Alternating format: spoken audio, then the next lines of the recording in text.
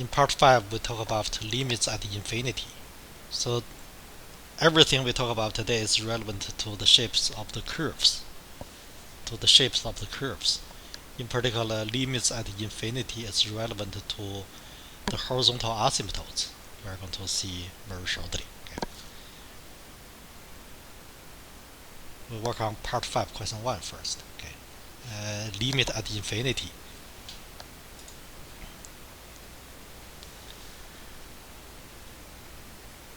Now the meaning of the limit, is we observe the trend of the function. It's the quotient of two polynomials, or we call the function a rational function. A rational function is the quotient of two polynomials. You see on numerator you have a polynomial of degree 2. In this particular case, on denominator you also have a polynomial of degree 2, right? For the limit at infinity, we only talk about this type. Okay. So there could be more types, okay, but we only talk about the limit at infinity of a rational function, in which the numerator is a polynomial, the denominator is also a polynomial. Okay.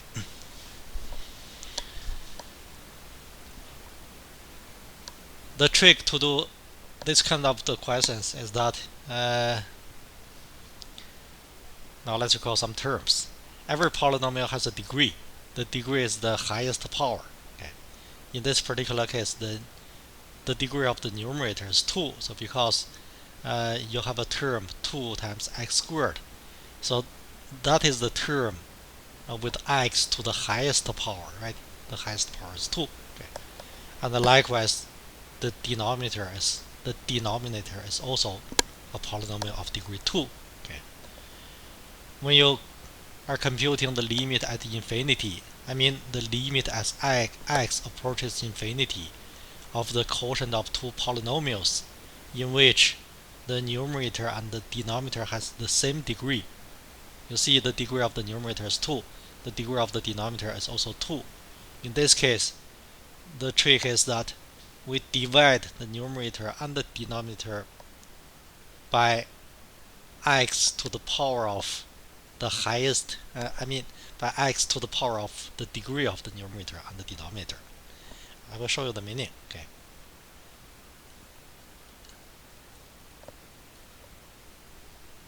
The trick will only work when we evaluate the limit of a rational function as x approaches infinity or negative infinity. For other types, it may not work. Okay. So the limit is taken as x approaches infinity. It means as x goes larger and larger positive. Okay. We divide the numerator, as I said earlier, we divide the numerator and the denominator by x squared. So because the degree is 2, right? The degree of the polynomial is 2. You will see what's going on very shortly. We divide the numerator by x squared. We write something like this. We divide the numerator by x squared, so you have 2x squared and then plus 2, right? And then we also divide the denominator by x squared.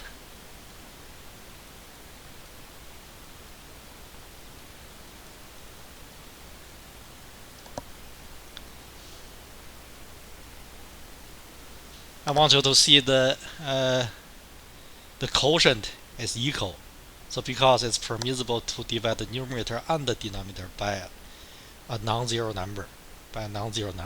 In this case, when taking the limit, we can treat x as a very large positive number, right? As x approaches infinity, it means as x goes larger and larger positive. So we can treat x in this particular case as a large positive number. In particular, it's non-zero, so it's permissible to divide the numerator and the denominator by a non-zero number. I think I can say number. Okay. And after one more step, you are going to see the limit. You are going to see it yourself. Okay. So the limit as x approaches infinity, it means as x gets larger and larger positive. Okay.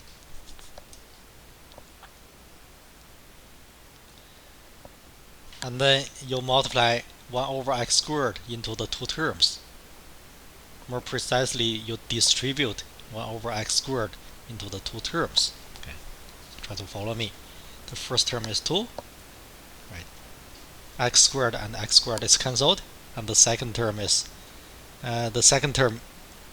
2 over x squared. Do you see what's going on?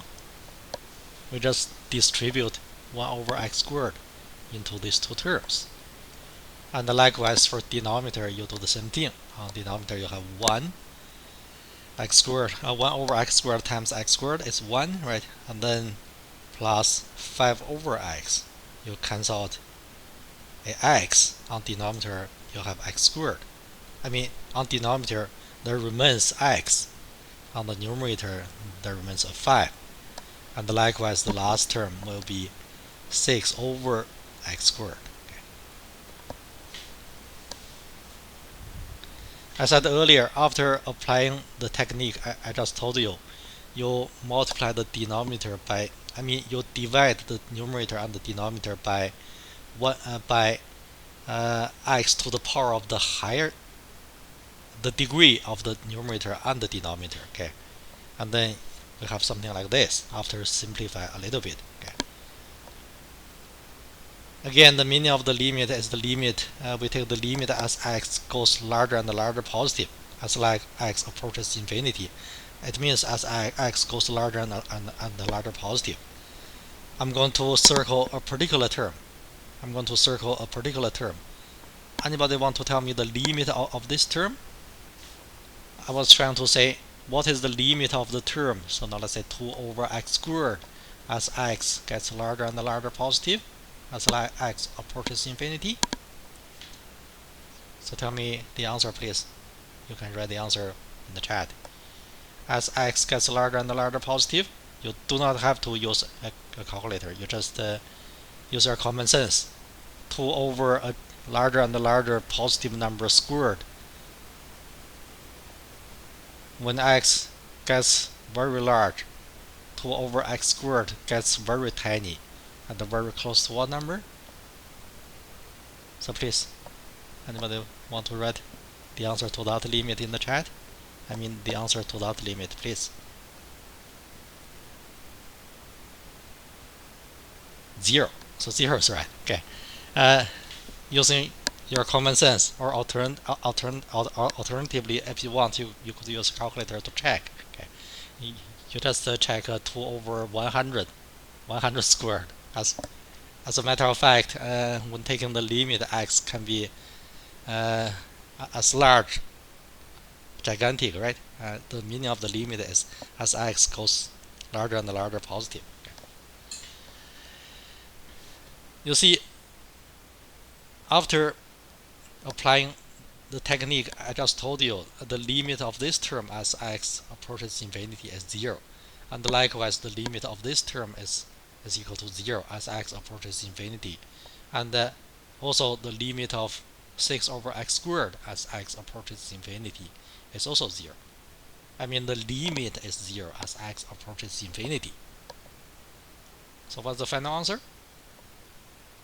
On the numerator, you have the constant of 2. On the denominator, you have the constant of 1, right?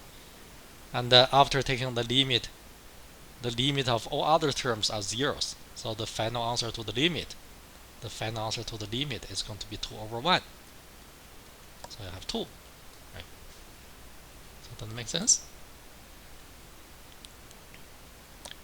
Again, for the limit at infinity, we only talk about one type. We only talk about the limit of a rational function.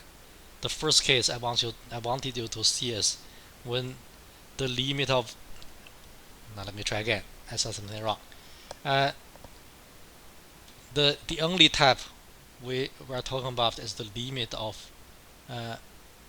as x approaches infinity of a rational function, in which the numerator is a polynomial, in which the denominator is also a polynomial. The first case we are talking about now is when the degree of the numerator is the same as the degree of the denominator. Okay. In this case, we divide the numerator and the denominator by x to the power of the degree of the numerator or the denominator. You just remember you divide the numerator and the denominator by x squared. Okay. The same thing if we multiply the numerator and the denominator by 1 over x squared, right? And then after applying the technique, then the limit can be converted to something like this, in that form, okay?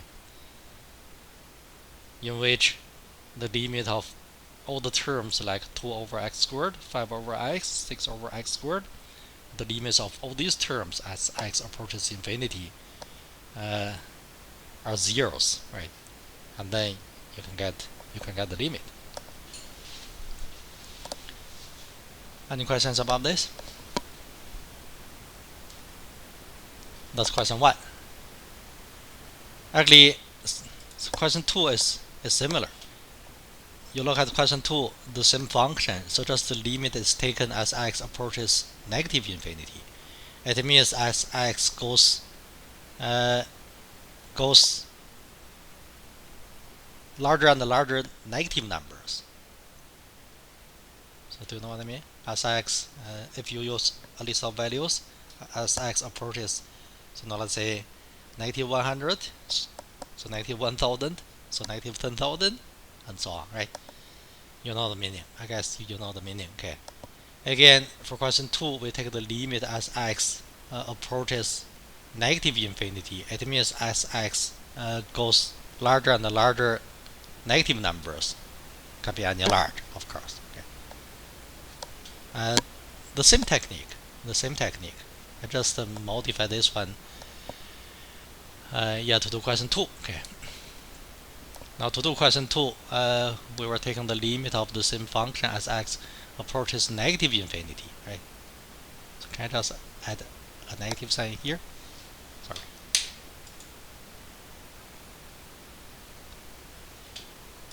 Okay. I will duplicate the slide, and then I'm going to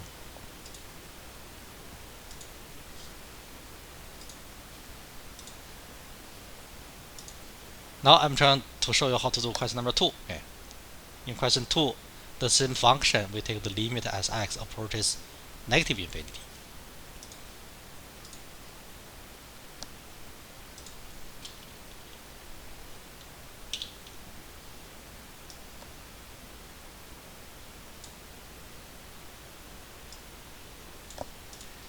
The same technique.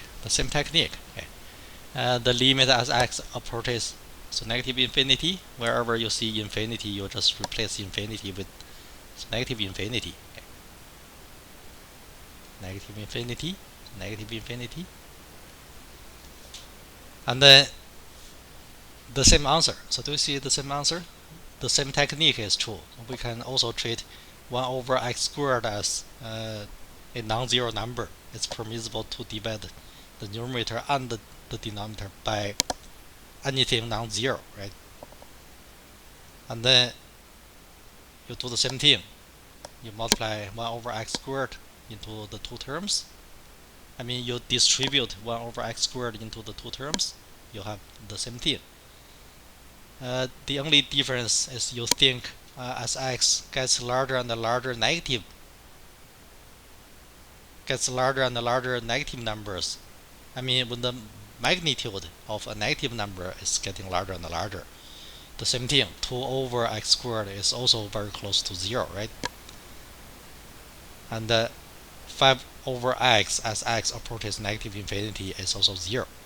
And likewise, the limit of that term is also 0. So the final answer is the same. So we have seen two types of the limits, right? One type is the limit as x approaches infinity. The other type is as x approaches negative infinity. Okay. All right.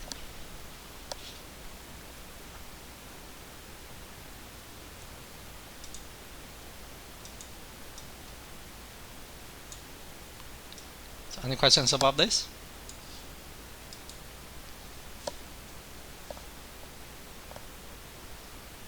That's one case. That's the case when the degree of the numerator is the same as the degree of the denominator. What if the degree of the numerator and the degree of the denominator are different? Okay. Sorry, I forgot to make a comment. Okay. I told you at the beginning, the topic we are doing today is curve sketching. Everything we are doing today is relevant to the shapes of the curve. Okay. How the limit at infinity, how the limit as x approaches infinity is relevant to the shape of the curve. Now, for instance, in question one, the limit of this function as x approaches infinity is equal to 2. It means as x gets larger and larger positive, the value of the function gets closer and closer to 2. So that's the meaning of the limit, right? Imagine the meaning graphically. Now I want you to imagine the meaning graphically. Okay.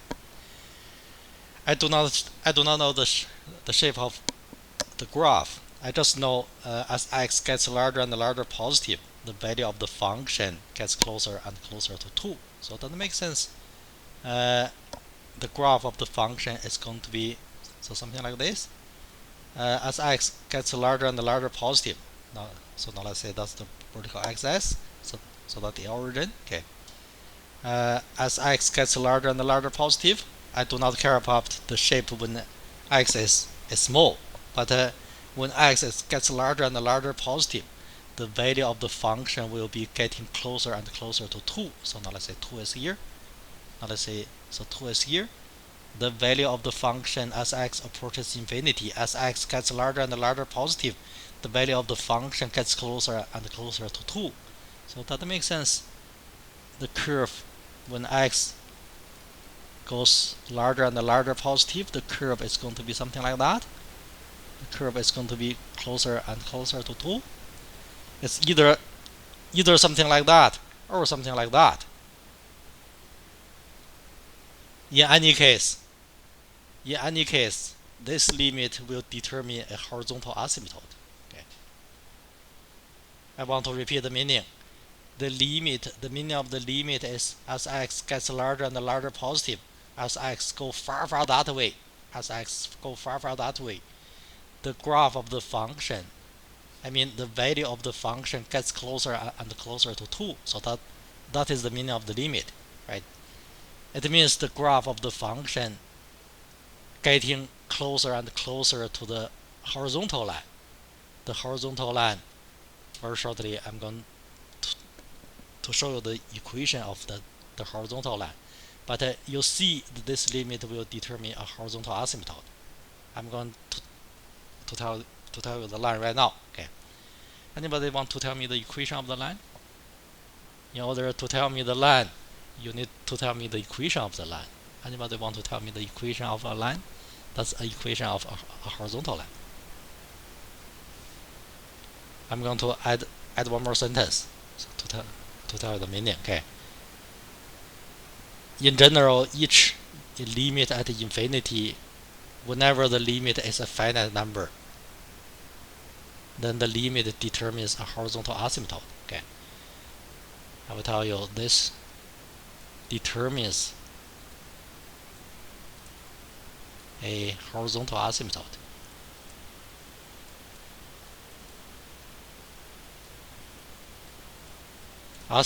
Okay. A horizontal line has the equation that y equals a constant. Y equals 2. So that is the equation of the horizontal line. To tell me the horizontal asymptote, you tell me the line, right? So that's how we communicate.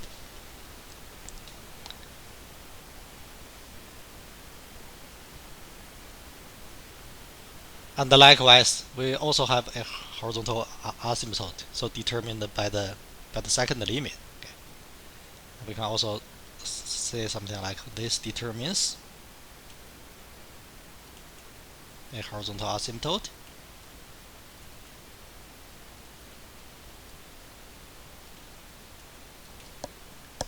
the same line. So but y is equal to 2, right? But the second limit shows you the property when x gets negative larger and larger negative. I mean the horizontal asymptote, so determined by, I know it's the same line, but the second limit shows you the property something like this. So now let's say you also have a horizontal line y equals 2, but the second limit, it shows you the graph of the function is something like this. As x gets larger and larger positive, the graph of the function gets closer and closer to the horizontal line. When x gets larger and larger negative, probably I said something wrong. I want to repeat, when x gets larger and larger negative, the graph of the function gets closer and closer to the horizontal line. The line has the equation y equals 2, right? It's either that or that, so we don't know. We just know the graph of the function gets closer and closer to the horizontal line. Okay. Later on, for some functions, we are going to combine many other properties from calculus to get the shape of the graphs. For the people who joined the class late, we are doing curve sketching. We're trying to see how calculus relevant to the shape of the curves, okay, to the shapes of the curves. Any questions about this? Simple, right?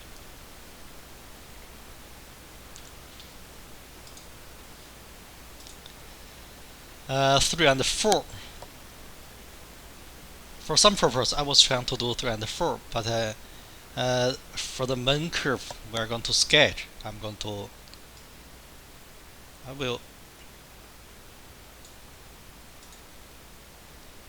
will compute the limit of that function, okay, at infinity, okay, at infinity.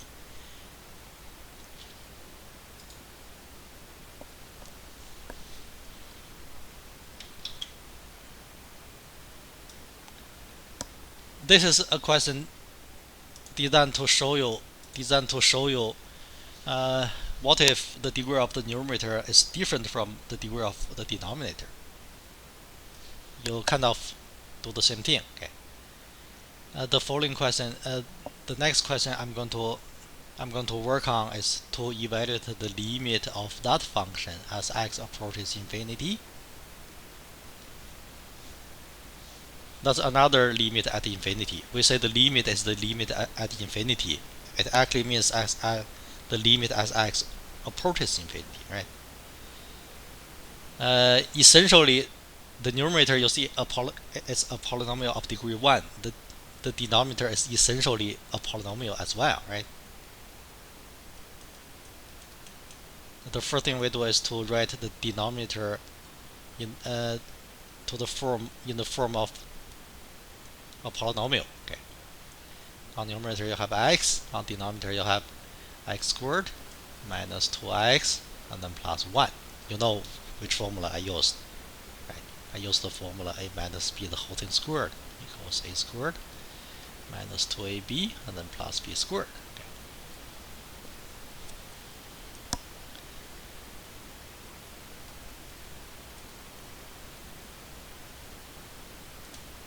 This time you see now we still treat the numerator and the denominator as two polynomials.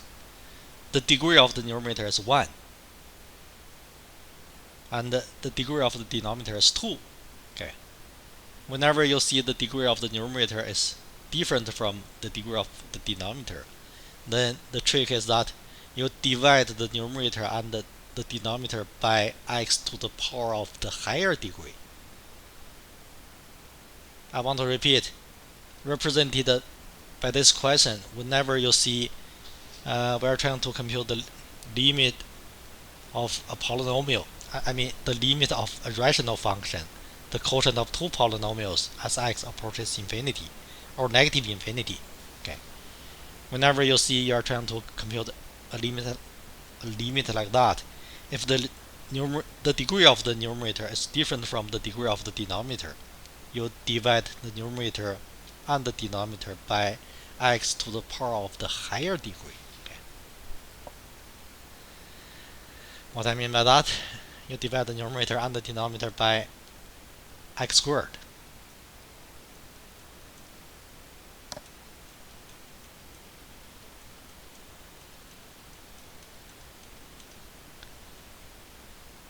You will see what's going on very shortly after you distribute 1 over x squared into all the terms. Okay. You see the numerator, you have nothing but 1 over x after canceling out x. By the way, it's permissible to cancel out x because we are taking the limit as x approaches infinity. Right? The limit is determined by larger and larger positive values of x. In particular, we can treat x as a non-zero number. Okay. And likewise, the denominator will become on denominator you have 1, right? 1 minus, I think you have 2 over x if you distribute 1 over x squared into the 3 terms. And the last term on denominator I think is 1 over what x squared. So do you see that? Anybody want to tell me the answer to the limit? The answer to the limit? Again, the meaning of the limit is we're taking the limit as x gets larger and larger positive. You just imagine as x gets 100, 1000, 10,000, gets larger and larger positive. What is the trend of the function?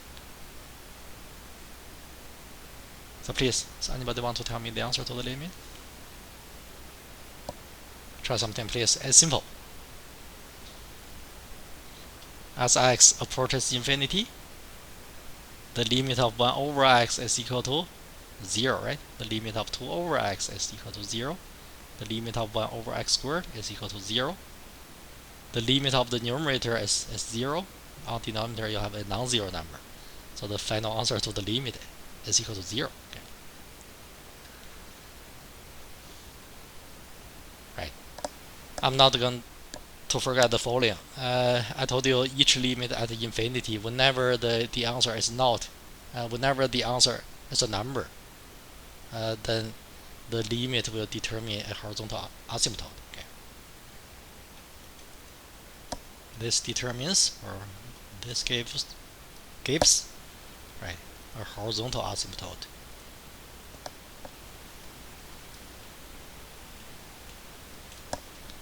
The asymptote has the equation that y equals the constant of 0, right?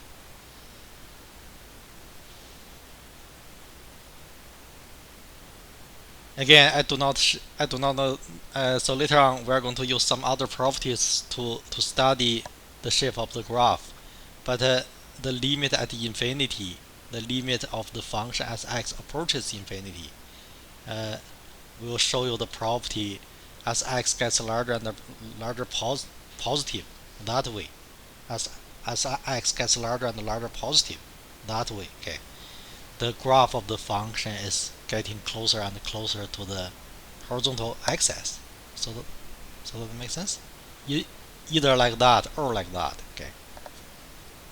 Later on, we're going to use other properties to study the shape of the graph. Okay. Any questions about this?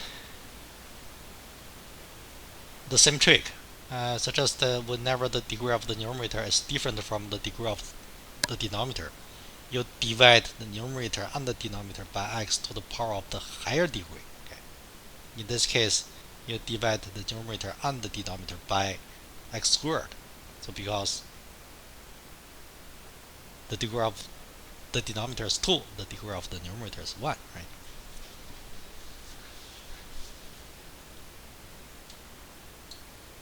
Remember that conclusion. We are going to use the conclusion very shortly. Okay. Actually, the main thing we are going to do is to use calculus to sketch the graph of that function, x over x minus 1, the whole thing squared. Okay.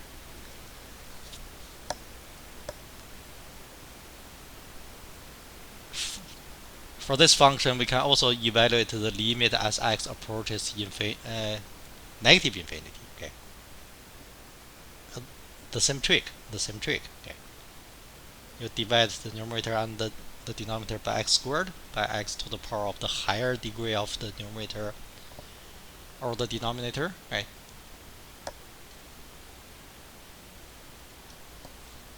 Okay, let's modify that. Okay. So you have the same horizontal asymptote.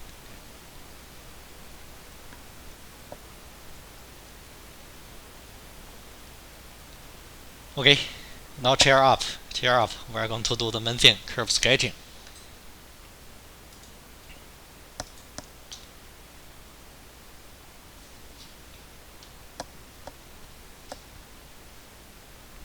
We're going to work on part 6.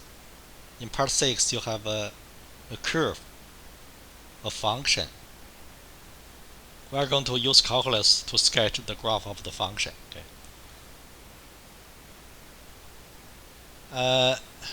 Now let's say for the assignment, so there's no way for me to control if you are using graphing calculator or not. But for the final exam, you are not allowed to use graphing calculator. Or I could make the questions harder to allow you to use the graphing calculator. I do not give you the actual function, but I give you some properties of the function. But so most likely I'm trying to say on the final you are not allowed to use a graphing calculator. Okay. So because our main purpose is to use calculus to get the shape of the curve, to sketch the curve. Okay, we'll follow. The sub questions are actually kind of the step procedures. Okay, we'll work on the curve sketching while following the steps. By that we mean we're going to work on the sub questions one by one. Okay.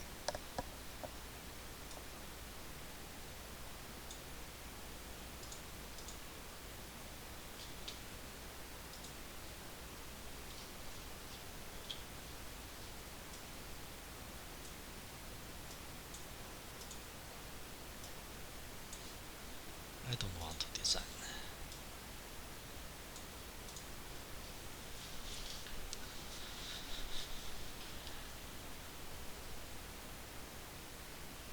Again, we are doing curve sketching. Everything we are talking about is relevant to the shape of the curve. Okay. In step A, we get the domain of the function. Okay. Anybody? At what x value, at what number the function is undefined? The function is actually a rational function. The function is undefined at a number making the denominator 0. The function is undefined at what number? The domain is simple, right? The function is undefined only at 0. The function is undefined only at 1. Okay, you see 1 will make the denominator 0. So the domain of the function, if we are trying to use the interval notation to denote the domain of the function is from negative infinity to 1. So we have seen that before, right? And then union, it means the together with, union the interval from 1 to infinity. It means the function is only undefined at 1. So there's no calculus here. It's junior high school math. Okay. Simple. How this is relevant to the graph of the function? The function is only undefined at 1. I told you to relate everything to the graph of the function. We're doing curve sketching, right? So now let's say 1 is here, 1 is here. Okay. So the function is undefined at this number. So the graph of the function, it could be something like that. So just the function is undefined at 1. Okay.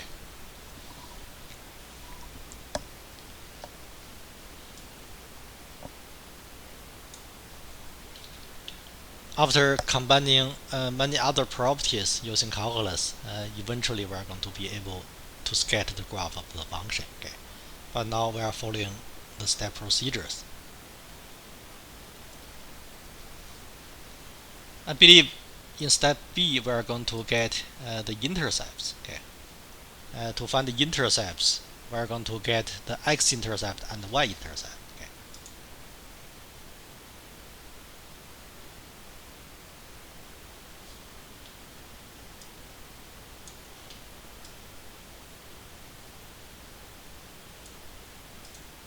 I'm going to make some scratch papers. Okay.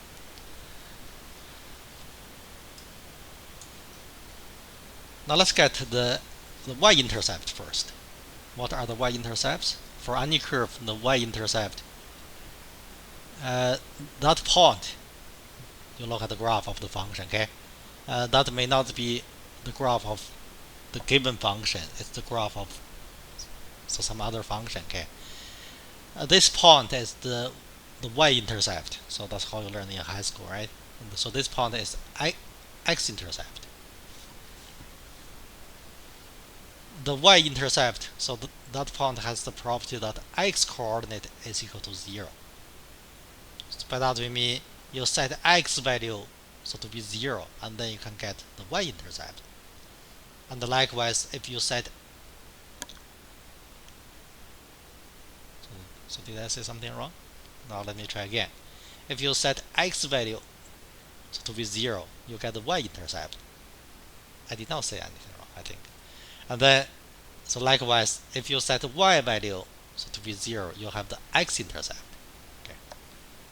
Now we are going to work on the intercepts. Okay. The first thing we do is to get the y-intercept. Okay. We let x value so to be 0. The y-intercept is determined by x value of 0, right? And then we have, if you plug x value of 0 into the function, you have y value of 0, right? Then we have y value 0. So the y-intercept, okay,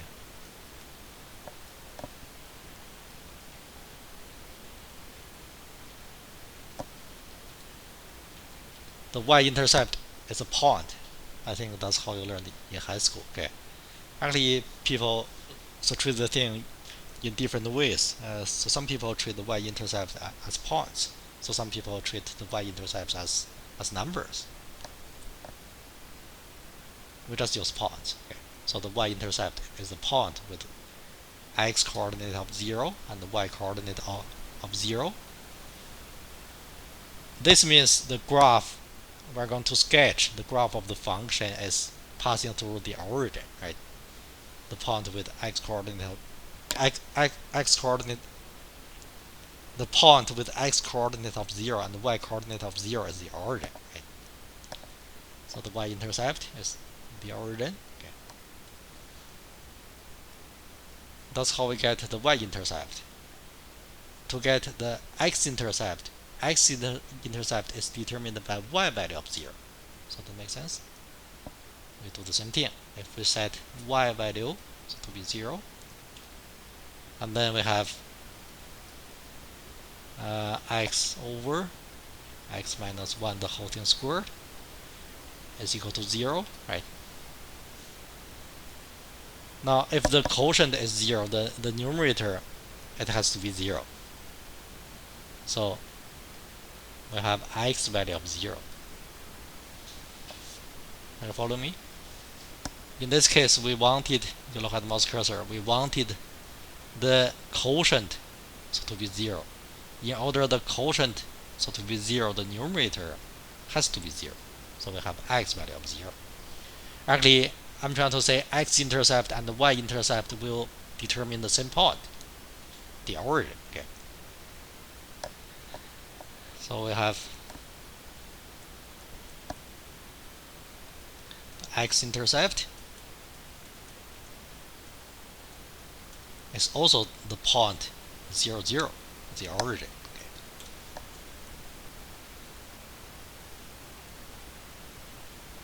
So we're done the intercepts. Again, x-intercept and y-intercept determines the same point, the origin. Okay. Very shortly, you need to remember the origin is going to be an important part when we sketch the curve. Okay. So before you sketch the curve, I'm going to summarize all the important parts, but so temporarily you just remember the intercepts are the important parts. Okay, when sketching a curve. So that's question number B. Okay. No calculus so far, right? So it's essentially high school math. Calculus starts from question item number 3. Item number 3. Okay. In item number 3, we find the horizontal asymptotes. You listen to me carefully. We have just seen to get the horizontal asymptotes, you evaluate the limits at infinity. You evaluate two limits at infinity. One limit is the limit as x approaches infinity. The other limit is the limit as x approaches the negative infinity. Okay.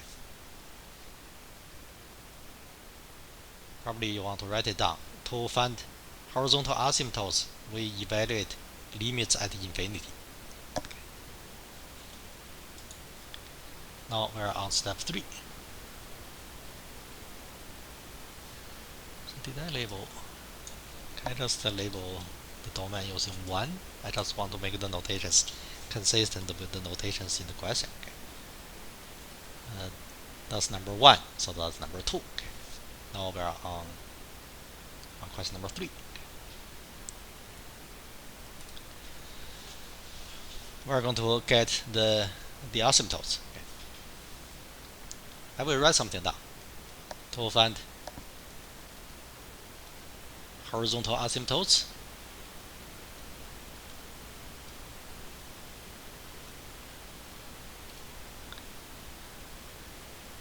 We evaluate two limits at infinity. Okay. The limit of the function as x in general. I'm trying to say something in general. Okay.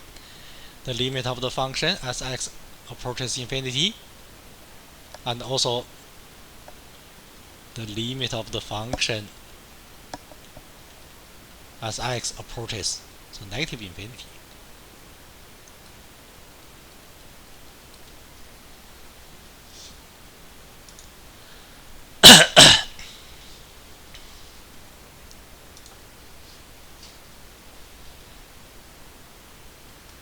We have seen the two limits, right?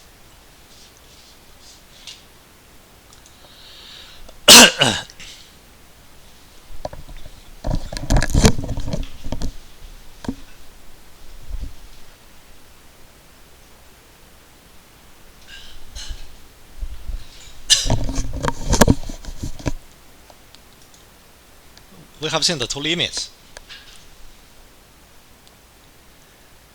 We have seen the limit as x approaches infinity. I think the function is x over x minus 1 the whole thing squared. Now let me double check. I think the function I remember is right. We have seen the limit. Okay, so do I need to repeat that? I'm going to repeat that a little bit quicker. Okay, is the limit as x approaches infinity, x over, on denominator you have x squared minus 2x and then plus 1, which is the limit as x approaches infinity. I told you the trick before, right? We divide the numerator and the denominator by 1 over x squared. I mean, we multiply the numerator and the denominator by 1 over x squared.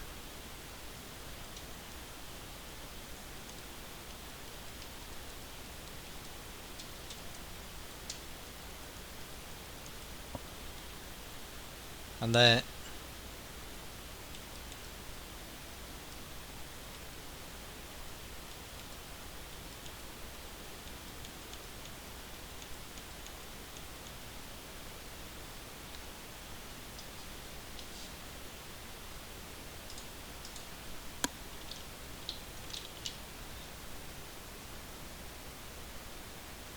we have seen that the answer to the limit is equal to 0.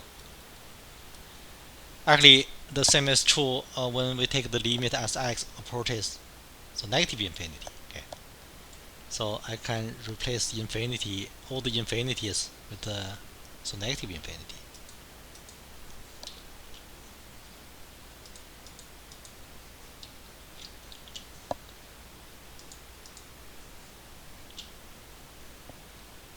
I will just using a commonly used notation, so plus or minus. I'm doing two questions at once. Okay, plus or minus infinity, plus or minus infinity. Okay,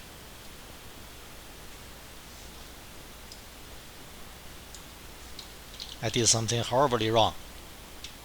This is a common mistake actually. Okay, so before plugging in the numbers, you need to use the limit notation all the way until you have the final answer. Okay, x approaches plus or minus infinity, right?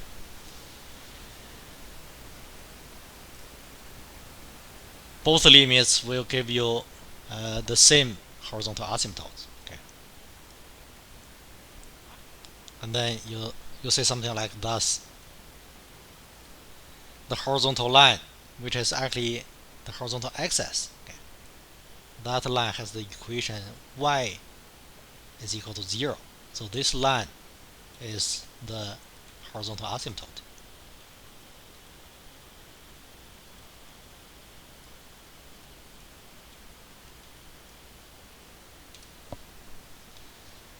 Okay.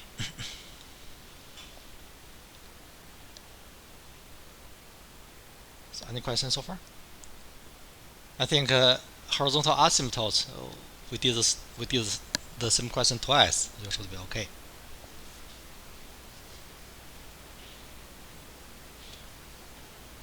Again, you look at the top. That's something in general. To get the horizontal asymptotes, you just evaluate the limit of the function, the given function, at two infinities. As x approaches infinity, as x approaches some negative infinity. Okay.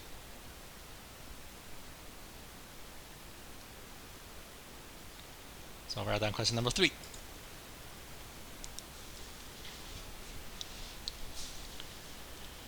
Now let's move on to question number 4. Okay. In question number 4, we identify, in item number 4, we identify any vertical asymptotes.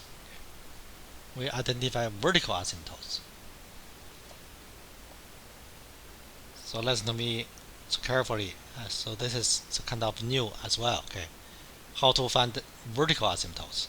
I'm going to write some wording on the PowerPoint slides. Okay, now we're working on question number 4. Okay.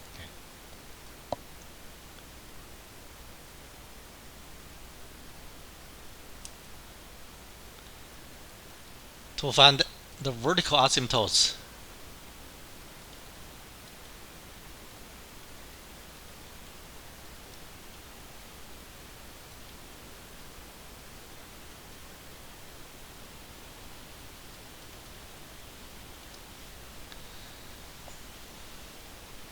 get the possible location first. Get the possible location first. In general, the possible locations are the locations where the function is undefined.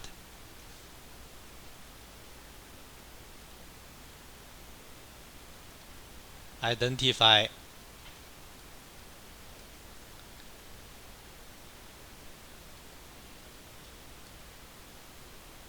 the point. Can I say the point at which? It's actually where, the same thing. The point. When I say the point, it means a value of x. Okay. At which the function is undefined.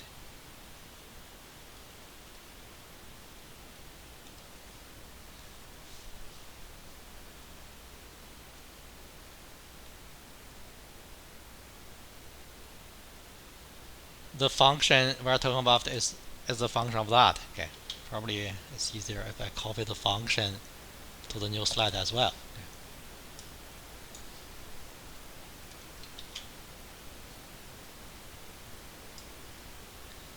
So can I put the function here?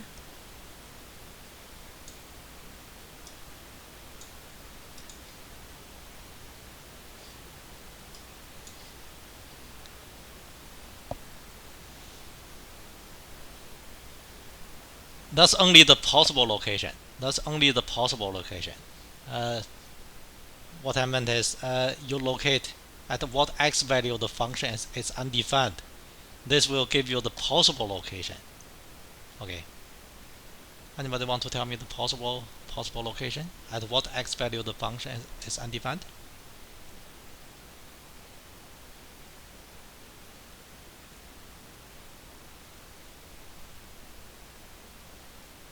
Sure, thank you. Cool. And the function is undefined at 1, right? So x value of 1 is the possible location. Okay. X value of 1 is the possible location. To confirm, I'm going to write something down. Identify the point at which the function is undefined. This gives the possible location.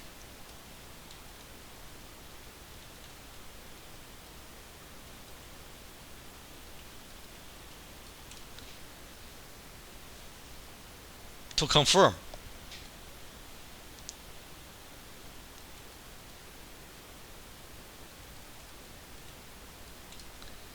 to confirm x value of 1 is indeed the actual location of the vertical asymptote, we evaluate two one-sided limits as x approaches 1. By that I mean we evaluate the limit of the function as x approaches 1 from the left, and we evaluate the limit of the function as x approaches 1 from the right. Okay. To confirm, evaluate two one-sided limits. Okay. Evaluate, in this particular case, we have seen 1 is the possible location, right? We evaluate the limit of the function as x approaches 1 from either side, two one-sided limits, right? So how about we do the limit of the function as x approaches 1 from the left first? Okay. The function now is x over x minus 1, the whole thing squared. Okay. And also the limit of the function as x approaches 1 from the right. Okay.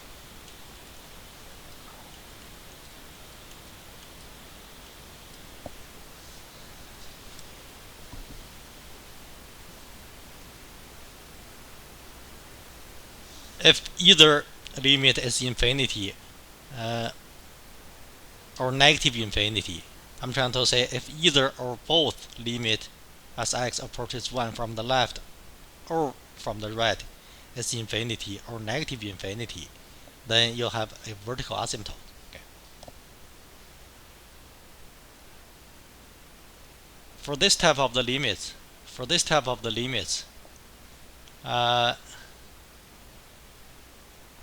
so because we want the limits to be either infinity or negative infinity, we have seen before the method we are going to use is to use a list of values. Probably you want to use a list of 4 values.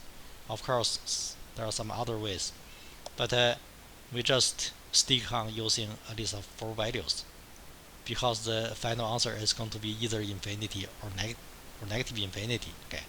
In this case, we use a list of values. Okay.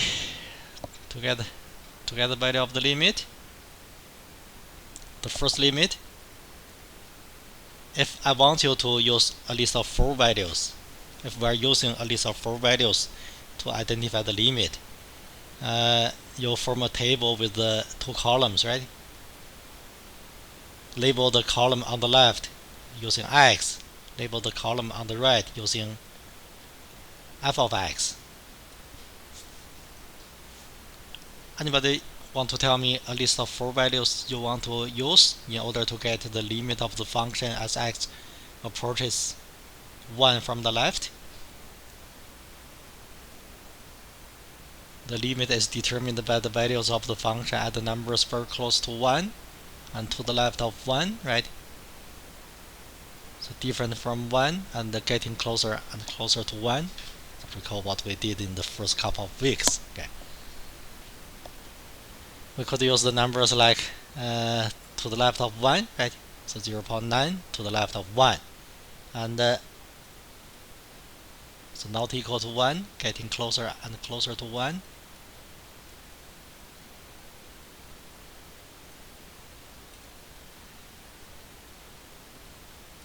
We could use these four values. Okay. Again, we could use these four values of x. These are the values of x to the left of 1, not equal to 1, right?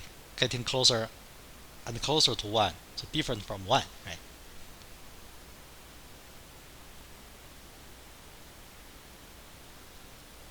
And then anybody want to tell me the values of the function at these numbers? So please, I need your help. I don't remember the numbers.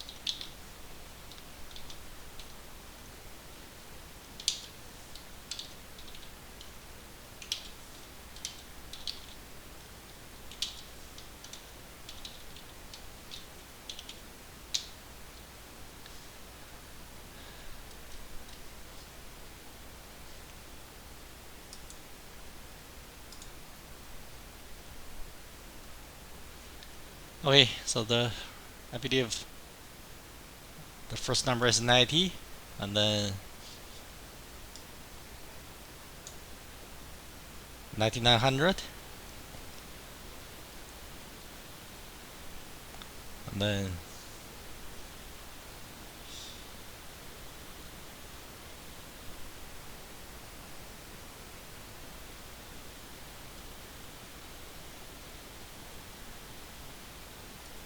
right. You could double check for me. Okay. So, but I believe you can see as x gets closer and closer to 1 from the left. I mean, as x approaches 1 from the left, the limit of the function is infinity. The values of the function gets larger and larger positive, right? So that limit is infinity.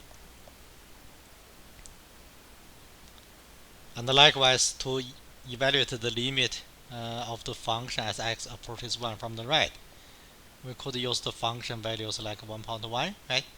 1.01, 1.001, and 1.0001, right?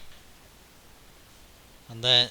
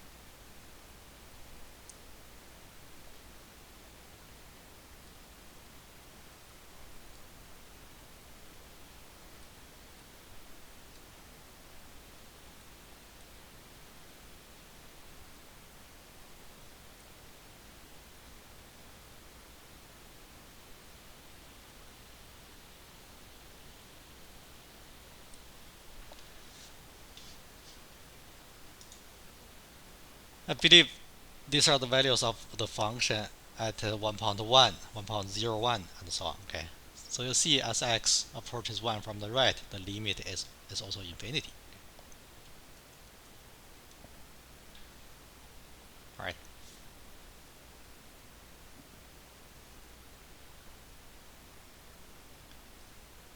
Again, for this type of the questions, when finding the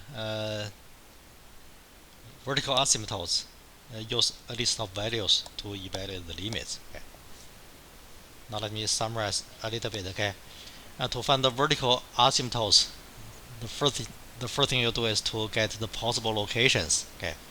The possible locations are the x values where the function is undefined. Okay. In this particular case, the possible location is x value of 1. That's the possible location. To confirm,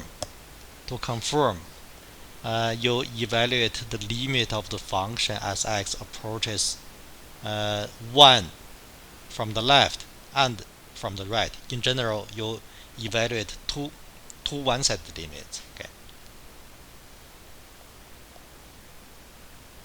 Okay. So what's the meaning of the limit?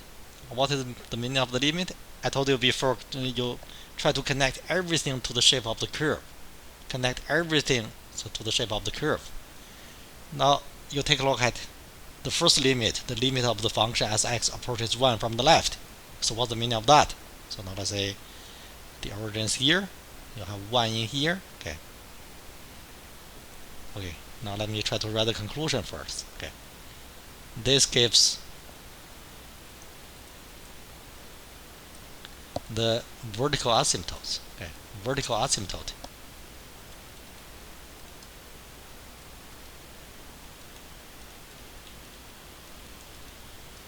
Vertical asymptote is a vertical line. A vertical line has the equation that x is a constant, right?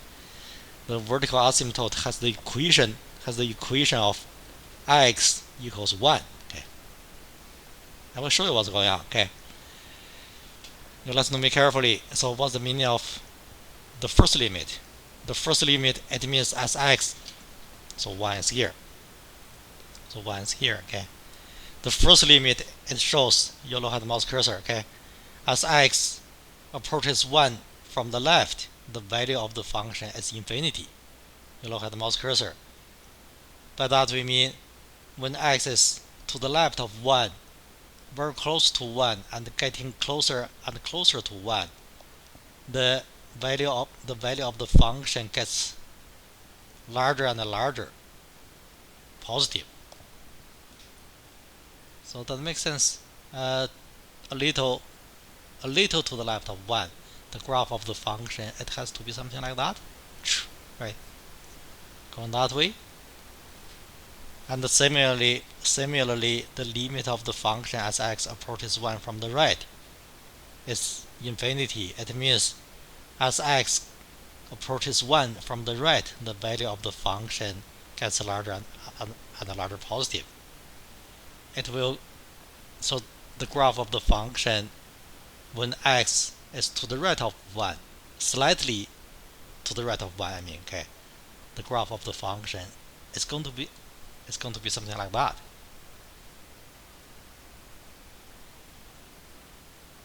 That's the meaning of the horizontal asymptotes, right?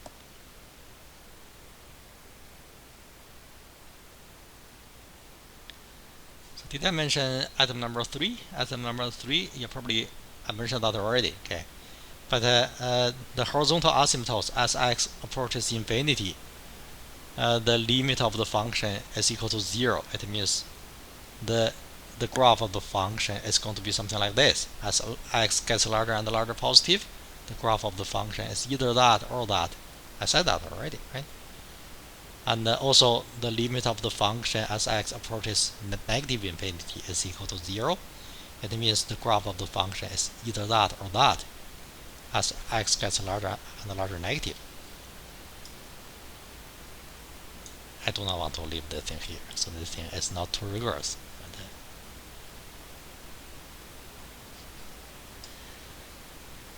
So just remember, we need calculus to get the vertical asymptotes and the horizontal asymptotes, right? In item number 5, we are going to talk about how the derivative and the second derivative are relevant to the graph of the function, to the shape of the function. Okay. We'll move on to item number 5.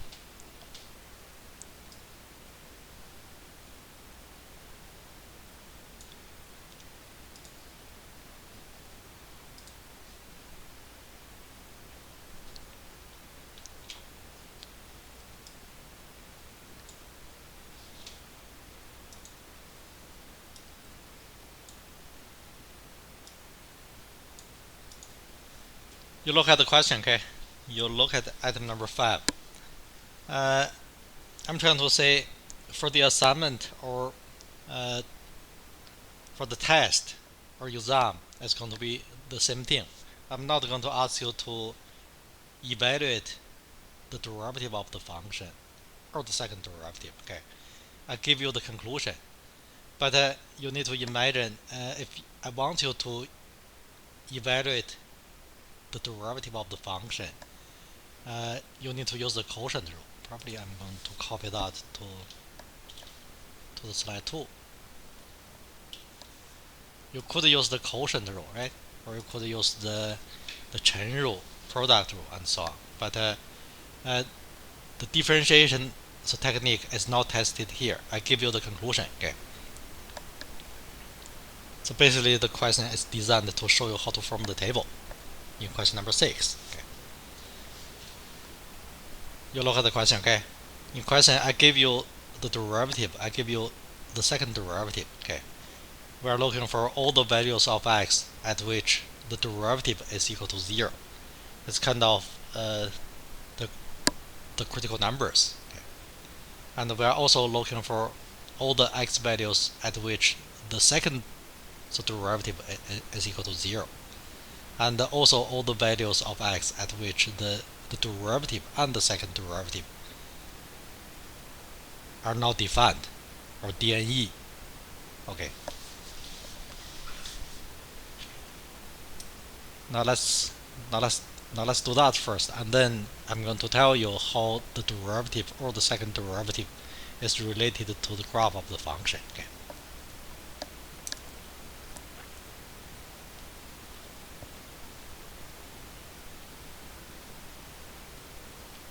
So we let the derivative be 0, right?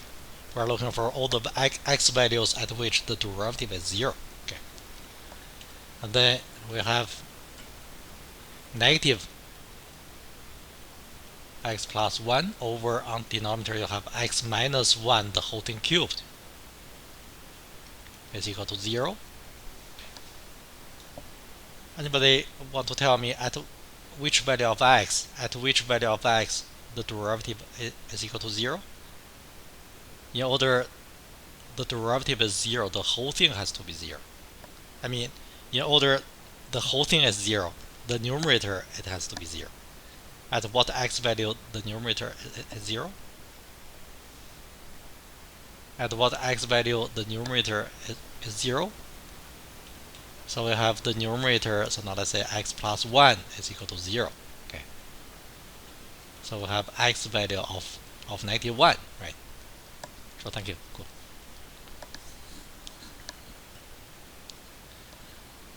This is the only x value at which the derivative is equal to 0. And likewise, we are looking for at what x value the double derivative, the second derivative, is equal to 0. Okay. Let the second derivative be 0, and then we have, so now let's say 2x plus 4 over x minus 1, the whole thing to the power of 4 is equal to 0, right? That is the second derivative. So we have the numerator. Again, if you want the quotient to be 0, the numerator, it has to be 0. So we have 2x plus 4 is equal to 0, right? Hence, I think we have x value equals negative 2, is that right? 2x plus 4 is 0. Solve that equation for x, you have x value of negative 2. In addition to this, I'm trying to say at x value of negative 2, the double derivative is 0. At x value of negative 1, the derivative is 0, right? In addition to this, we are also looking for at what x values the derivative or the second the derivative is undefined. Okay, it's undefined in this particular case. Let us say additionally,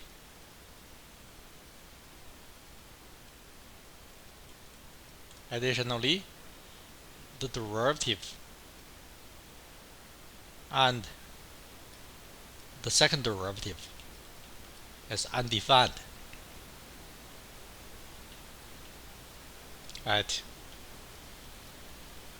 x value of 1, right? We have seen that already.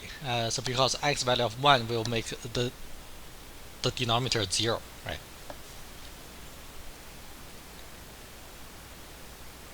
So we're done question number 5.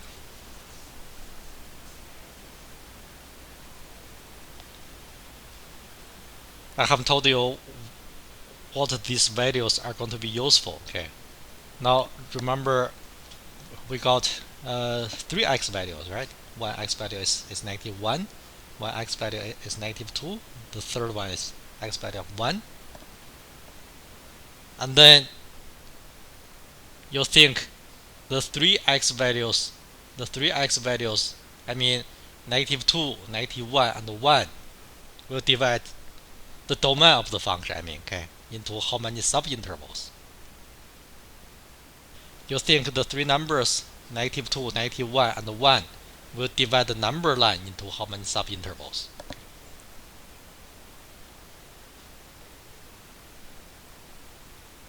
I will draw a number line here, okay? So now let's say the origin is here. Origin is not one of the 3 points, okay? The first point on the far left, I believe, is -2, okay? -2, that's one of the 3 points. And then the next point is -1, so -1 is here, okay? And then the point after that is x value of 1. I'm going to repeat my question, okay? My question was, the 3 points will divide the number line into how many subintervals? One subinterval is to the left of -2. The second subinterval is from -2 to -1, right? And then do not count 0. 0 is a reference point, okay? The next interval is from -1 to 1. The interval after that is to the right of 1, okay? I was trying to say 3 points divide the number line into 4 subintervals.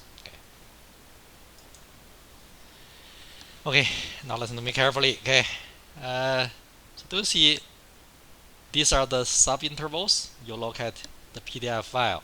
You look at the first row. Okay, the first subinterval is the interval to the left of 91. The second interval is in between -2. I said something wrong. Now let me try again.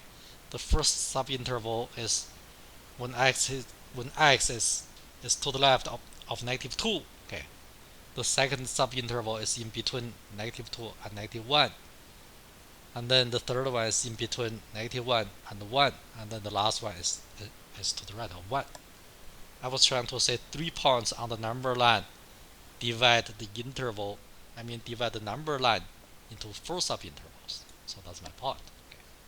So do you see the 4 subintervals? Actually, I was trying to show you how to form the table. Okay. Do you know what I mean? So we're done question number 5. Okay. After doing that, I showed you how to form the first row of the table.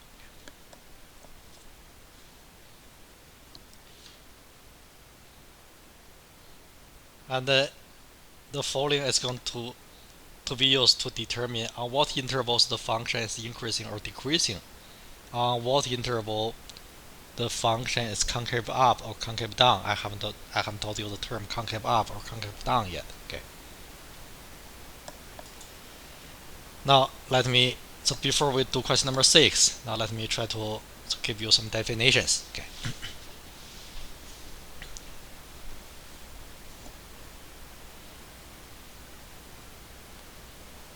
You listen to me carefully.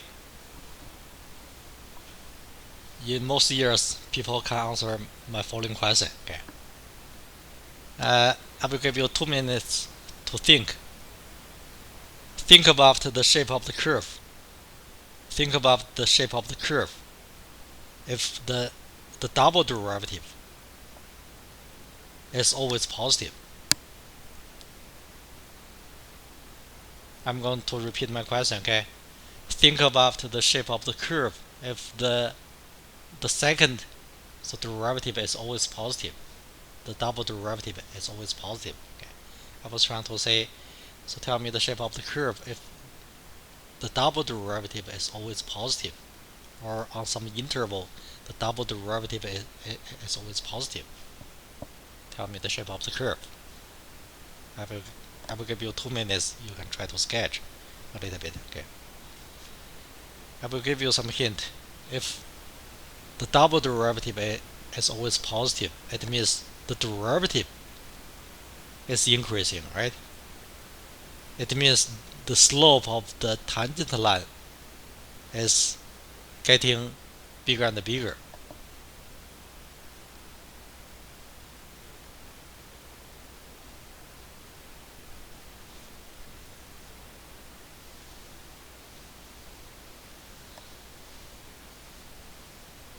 I want to repeat, if the double derivative is always positive, then the derivative is increasing, right? It means the slope of the tangent line is getting bigger and bigger. If that's the case, what is the shape of the curve?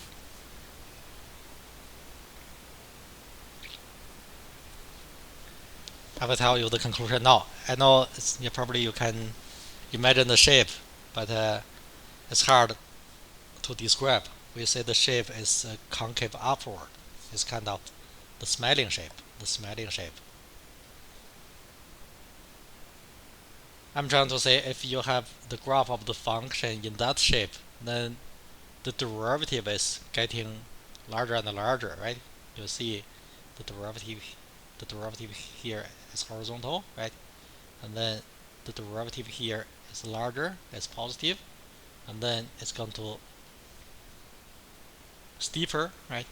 The slope of the tangent line is going to be bigger, right? And bigger. So just remember the conclusion, okay? Remember the conclusion. I'm going to write it down, okay? In general, if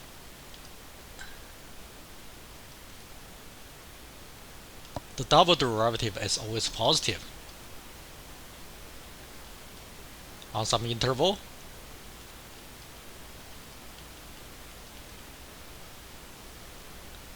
then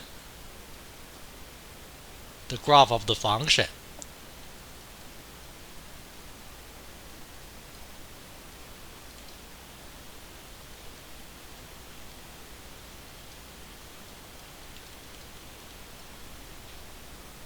concave upward.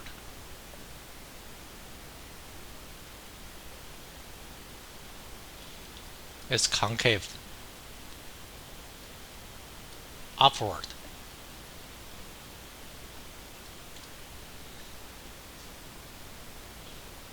The meaning is that it's kind of in smiling shape. So that shape, okay.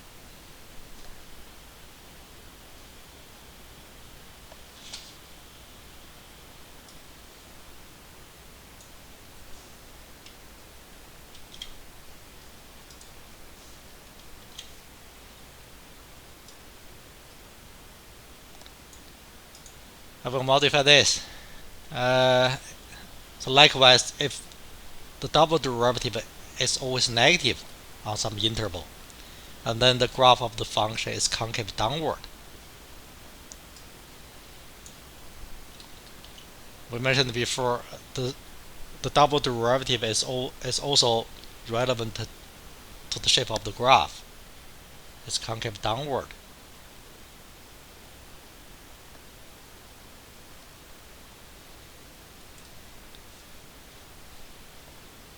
I believe you can imagine now, if the graph of a function is concave downward, it's kind of in that shape. Okay. Now how do you call this shape? The smile shape, right? How do you call this shape? A frown shape. It's kind of that. Okay. So you see, the double derivative is relevant to the shape of the graph of the function. Okay.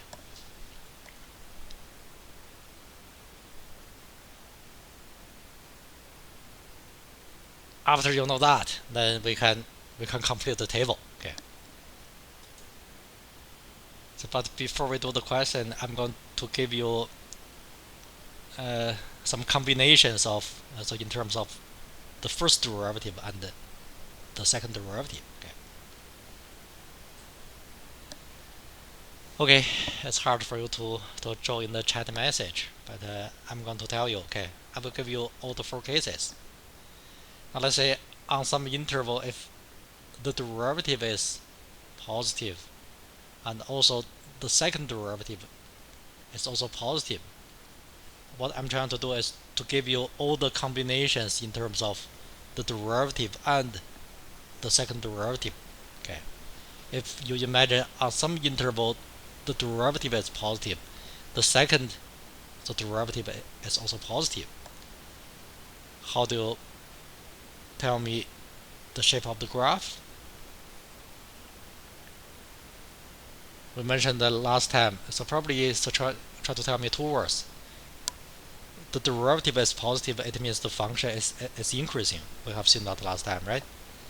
And the second derivative is positive, it means the function, the graph of the function, I mean, is concave upward. So that makes sense. The graph of the function is kind of that, increasing concave up, right? From the left to the right, it's going uphill. It's increasing. From the left to the right, it's smiling shape, concave upward. We have all possible combinations of the 4 cases. Okay, so that's the first case I want to mention. The second case is probably so now let's say the derivative is positive. The second derivative is negative. So that's one other case, right? In this case, the function is increasing because the derivative is positive and concave downward, the frown shape. So that makes sense. The graph of the function is going to be something like this, increasing concave downward. It's kind of that shape, right? Still going uphill from left to the right, okay, but in frown shape. 2 more cases, okay, 2 more cases. The third case is the derivative is negative, and then the double derivative is positive. I think that's one other case. Okay. Decreasing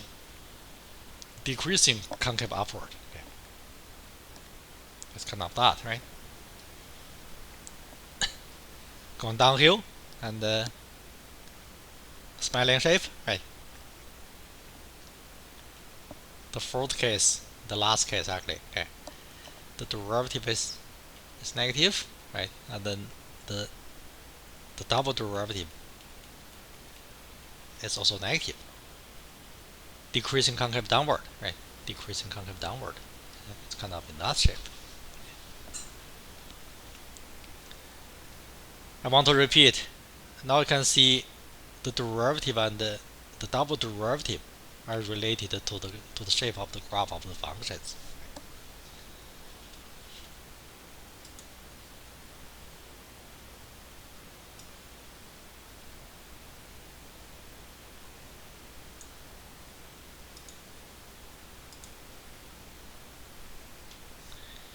Okay, now we're ready to do item number 6.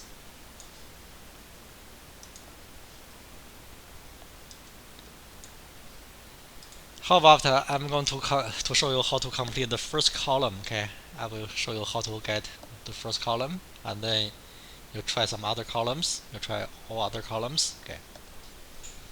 I will give you some time to try. Okay. I'm not sure I have enough time or not, but okay. Anyway, I'm going to do the first column for you. Okay. I told you how to get the column titles. I mean, how to get the first row, right? You use the values of x at which the derivative is equal to 0. The double, so derivative is 0, and also the function is undefined, and so on, right? You use these numbers to divide the number line into 4 subintervals, okay? And then you can have that row. In the table, always label the second row using the derivative of the function, okay? And also label the third row, the next row, using the double derivative of the function. And then the last row, label the function, label the row using the given function. Okay. Now let's be carefully, okay? In these two cells, you look at the mouse cursor. In these two cells, I'm looking for the signs, positive or negative, right? And then we use the signs in these two cells to determine the properties of the functions. Okay. I mean the properties of the function. The same as before, we mentioned before, like the thing we did last time. As long as you get all the subintervals properly, then it's always safe to use the test numbers to determine the signs. Okay, I will show you the meaning. But at this point, I need the derivative and the second derivative.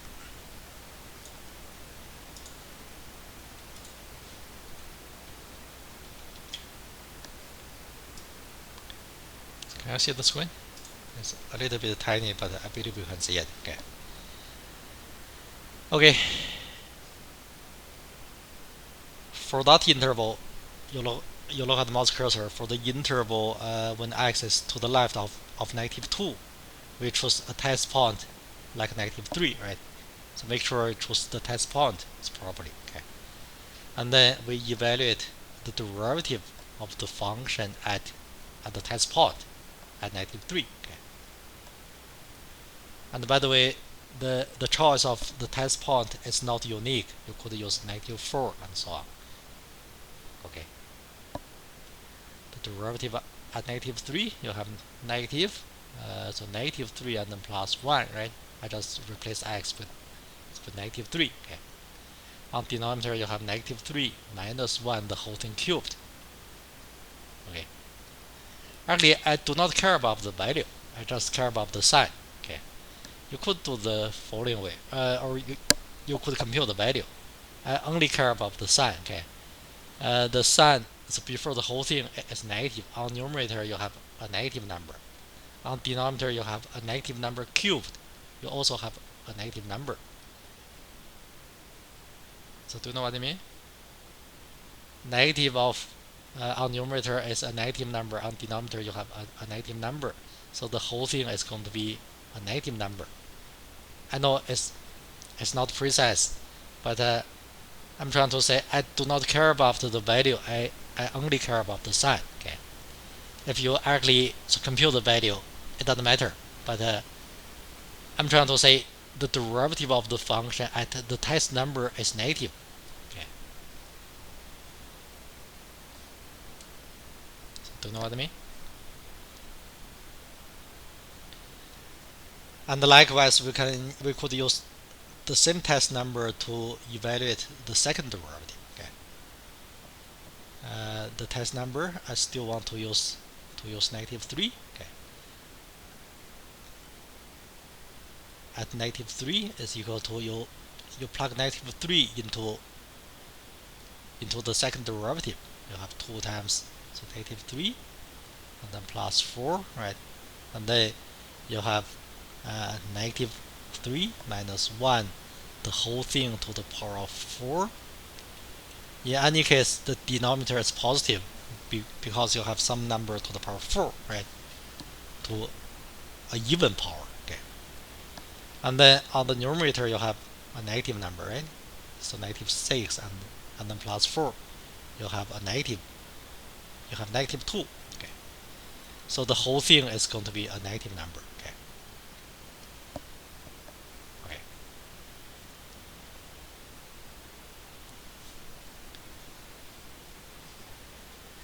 Do that on scratch paper.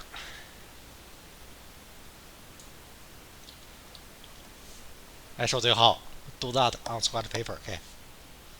And then we are trying to use the property of the derivative and the double derivative to study the property of the function.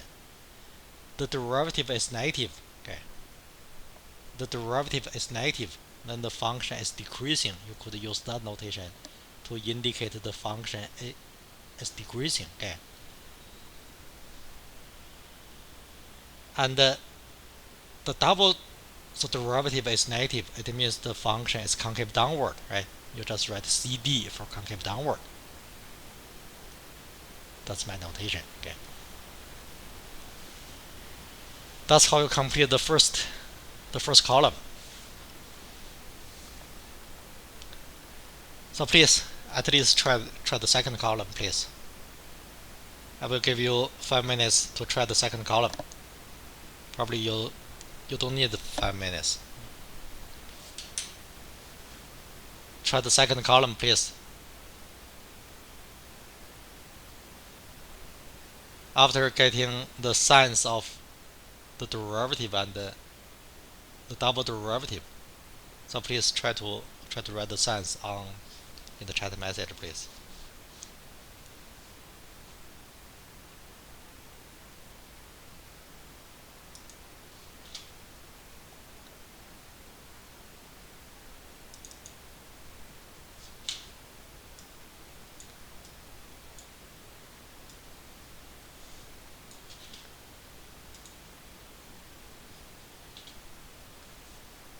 At this point, I just want you to complete the second column. You could use a test number like negative 1.5.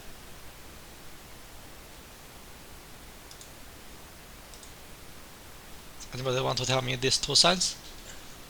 I mean the two question marks? You could choose a test number like negative 1.5.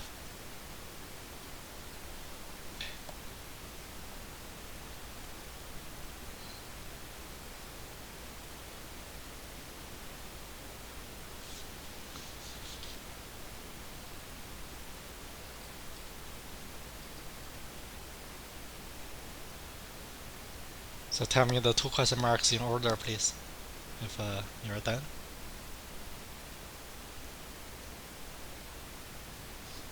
The derivative is that. The second derivative is that. Just plug negative 1.5 into the two functions. Plus. I'm not sure yet. Okay, I will show you the answer, okay? I think it's a negative plus, and then plus is right. It's just the matter of evaluating the function, right? We're just looking for the signs. On the screen, you have the completed table, okay? On the screen, you have completed table, okay? In the second column, in that order, the derivative is negative. The derivative is positive, okay? So the function is decreasing concave up, so determined by the two signs, right? And likewise, when x is in between negative 1 and 1, you could choose the test number of 0. It's simple, right? The function is defined as 0. And then the derivative is positive, the double derivative is positive as well, okay? Sorry, I don't have time to ask you to check all the signs. But we just take the signs for granted, okay? And the signs will determine the properties of the functions. Now let's say on the interval to the left of -2, the function is decreasing concave downward. Okay, and in between -2 and -1, the function is decreasing concave upward. You can just say concave up. Okay? And likewise, you know what's going on, I believe, right?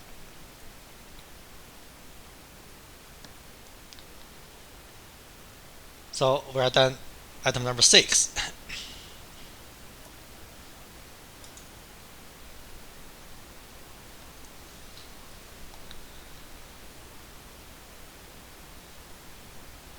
Okay. I believe in item number 7, we are trying to get a local maximum and the local minimum. Now this time you concentrate on the last row. You concentrate on the last row, okay? You concentrate on the last row. Anybody want to tell me a local maximum or local minimum?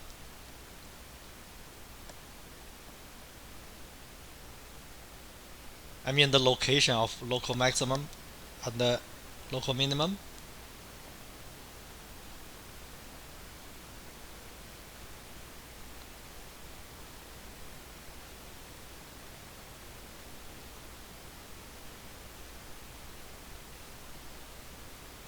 One, you probably want to say one is a location of a local maximum. It's because to the left of one the function is increasing, to the right of one the function is decreasing. But do not forget the function is undefined at one, right? So one is not a location of a local maximum. Try again. Try again. -1. -1 is a location of a local minimum. So do you see it? To the left of 91 the function is decreasing. To the right of 91 the function is increasing. At 91, and also the function is defined at 91. It's kind of the following. So 91 is here, right? To the left of 91 the function is decreasing. To the right of 91 the function is increasing. So 91 is a location of a local minimum. Okay. I will answer question 7 properly. Okay.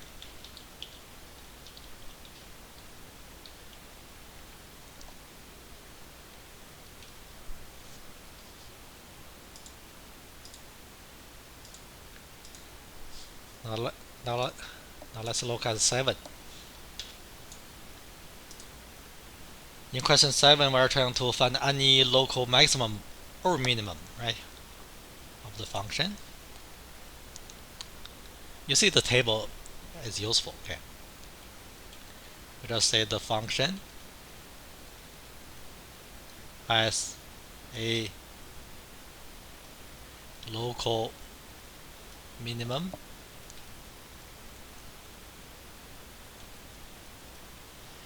you told me the location is 91, right? So you evaluate the function at 91. Evaluate the function at 91. By that I mean you plug x value of 91 into the original function. The original function, if I remember correctly, the original function is x minus 1, the whole thing squared on denominator, right? On numerator you have x, is that right?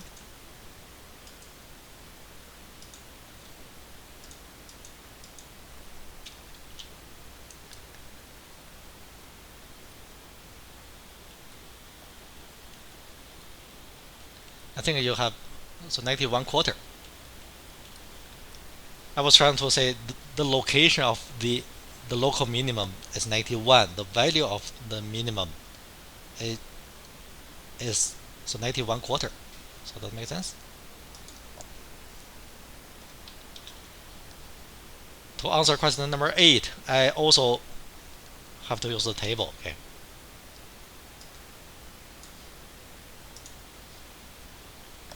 Using the table, we are trying to answer question number 8. So Before we do question number 8, I will give you a definition. You look at question number 8. In question number 8, we are looking for what we call a point of inflection. Okay. You look at 8. We are looking for any points of inflection. I haven't told you the meaning yet, but it's simple to define the meaning. I will give you the definition first. Okay. So definition. A point of inflection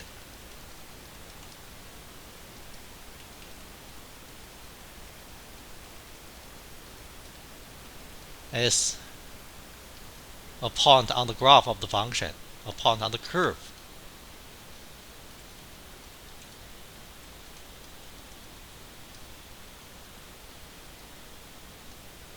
On the curve at which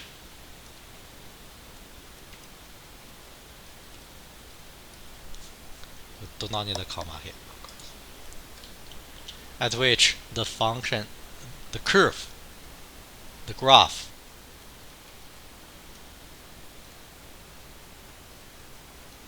changes its concavity.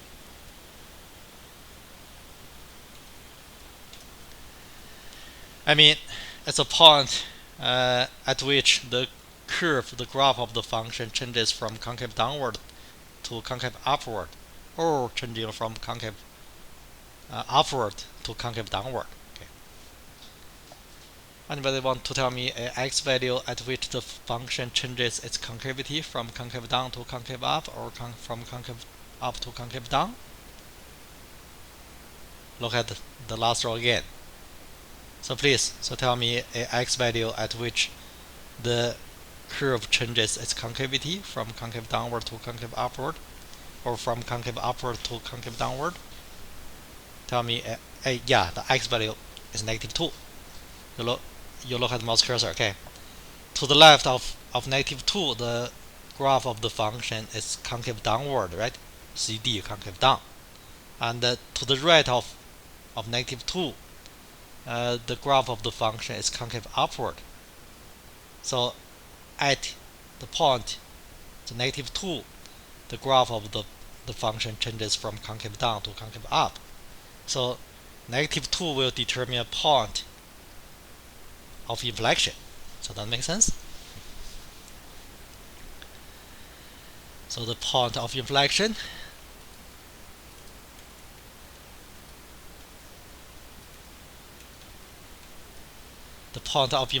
is the point.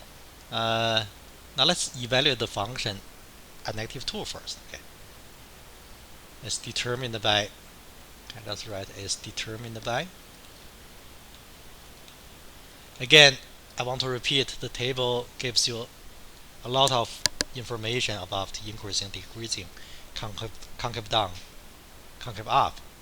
Using the table, you can get the local maximum, the local minimum, and the points of inflections, and many other things, right? The points of inflection is determined by the value of the function you told me at -2, right? At -2. Evaluate the function at -2. I think you have negative. What's the function again? I think you have x on top, so -2 on top. On denominator, you have plug so -2 into original function. Okay. I forgot the function.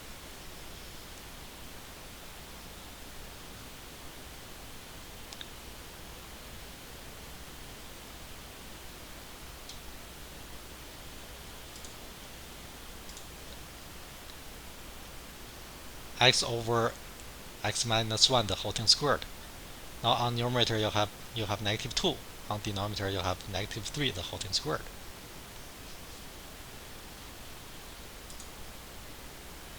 So -2 over 9.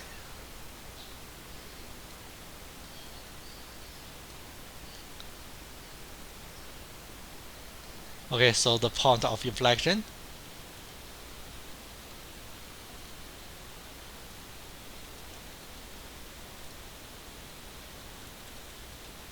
is the point with x coordinate of -2 and the y coordinate of -2/9.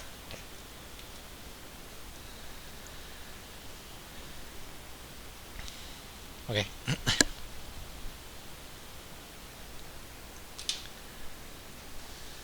Okay.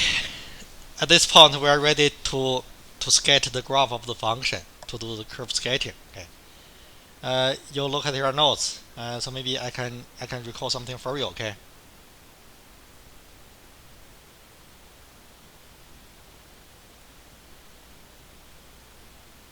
In item number 1, we got the domain of the function. In item number 2, when finding the intercepts, we have confirmed the origin is on the curve, right? And in item number 3, we have confirmed the horizontal axis is an asymptote, horizontal asymptote. Okay. And in item number 4, we have a vertical asymptote, x value of 1. Okay. You look at your notes. And we have completed a table, okay, showing on what interval the function is decreasing, on which interval the function is increasing, on which interval the function is concave upward, on which interval the function is concave downward, right? And also we found a local minimum, a point of inflection, right? Using all this information, we are ready to sketch the graph of the function. Okay. I will tell you how. Okay. Sketch the graph of the function without using a graphing calculator. No. Okay. The first thing you do is to identify the important points. So we have seen the origin is on the graph. It's coming from the intercepts, right? That's one of the super important point. Okay. And also, now let's say -1 is here, so -2 is here. Okay. We have seen the function has a local minimum when x value is -1. The value of the local minimum, I believe, is 91/4. Okay. So can I just say, so 91 is here, so 91/4 is here. So that's a local minimum. So do not forget that. Okay. And likewise, you have another important point of inflection. Okay, point of inflection.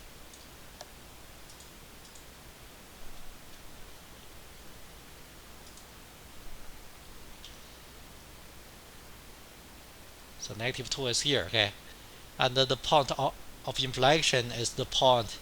So somewhere in here, right? X coordinate is -2, and the y coordinate is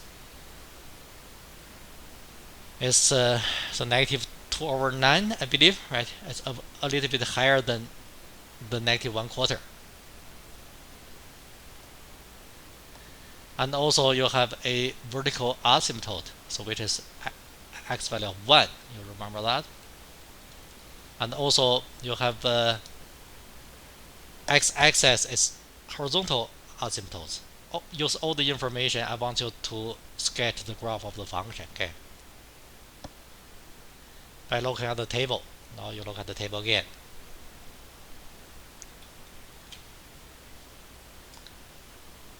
So look at the table again. I'm going to write the table at the bottom. Okay. Put the table at the bottom. Now I want you to try to sketch the graph of the function.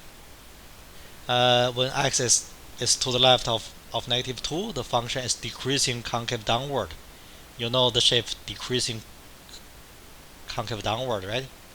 So going downhill from shape until you reach the first point.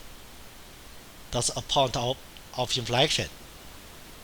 And then you keep on going to the right of -2 until -1. The function is decreasing concave upward. The function is decreasing concave upward. It's kind of that, right? Going downhill, but a smiling shape. So this time, until you get -1. So that makes sense. And then between -1 and 1, so do not forget the origin is on the curve. the function is increasing concave upward, smiling shape increasing. -1 is a local minimum, right? You're going that way. So do not forget the origin is on the curve, and there's a vertical asymptote. It has to be in that shape, right? Until you get to 1.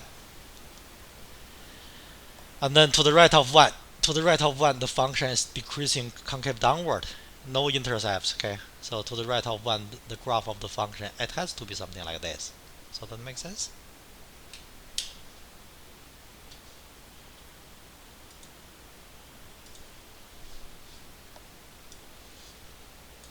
I will show you the computer sketch, okay? I'm not too late, actually. I'm showing you the computer sketch. That is the computer sketch.